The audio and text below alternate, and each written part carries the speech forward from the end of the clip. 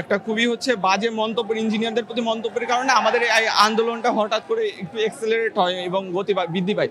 আসলে আমাদের এই আন্দোলনটা চলতেছে প্রায় গত 5 মাস ধরে। আমরা ইভেন গত কয়েকদিন আগে একজন ডিপ্লোমা ইঞ্জিনিয়ারের একটা খুবই বাজে মন্তব্য, ইঞ্জিনিয়ারদের প্রতি মন্তব্যের কারণে আমাদের এই আন্দোলনটা হঠাৎ করে একটু এক্সেলারেট হয় এবং গতি বৃদ্ধি পায়। ওয়ালটন এখন দেশের সীমানা পেরিয়ে পৌঁছে গিয়েছে 50টিরও বেশি দেশে। ওয়ালটন, ঘরে ঘরে বিশ্বজুড়ে। তো সেক্ষেত্রে আমরা সেদিন থেকে বেশ কয়েকবার করে আমরা এখানে মিছিল করছি, শাহবাগে আসছি। ইভেন আমরা গত 2 দিন আগে রাতের বেলাও এখানে আসছিলাম, ইন্টারকন্টিনেন্টালের এখানে আসছিলাম, আমরা এসে দেখা করছি। তখন আমাদেরকে পুলিশ থেকে যে ডিসি এখানে দায়িত্বে ছিলেন, উনি আর কি বললেন যে আপনারা ঠিক আছে, আপনারা ভাই আজকের মতো চলে যান, আমরা আগামীকালকে আপনাদেরকে সচিবালয়ে গিয়ে শিক্ষা উপদেষ্টা এবং সিনিয়র সচিব যিনি আছেন জনপ্রশাসনের, ওনার সাথে দেখা করার ব্যবস্থা করব।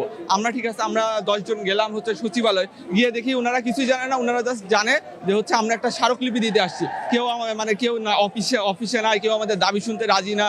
তো এইভাবে আর কি চলতেছিল। তারপরে আমরা শিক্ষা উপদেষ্টার সাথে দেখা করলাম। তো গতকালকেও আমাদের এখানে একটা কর্মসূচি ছিল যে শাহবাগে অবরোধের। তো আমরা সেখান থেকে আর কি আমাদের দাবিটা ছিল মেনলি এটাই যে আমরা যে জুলাইতে আন্দোলন করে আসছি কোটার বিরুদ্ধে, এই কোটাটা জাস্ট যাতে সরানো হয়, যে ডিপ্লোমা কোটা হোক, যেই কোটাই হোক, এই কোটাটা যেন যে 10ম গ্রেডটা সম্পূর্ণরূপে আমরা বিএসসি ইঞ্জিনিয়াররা কেউ পরীক্ষা দিতে হয়।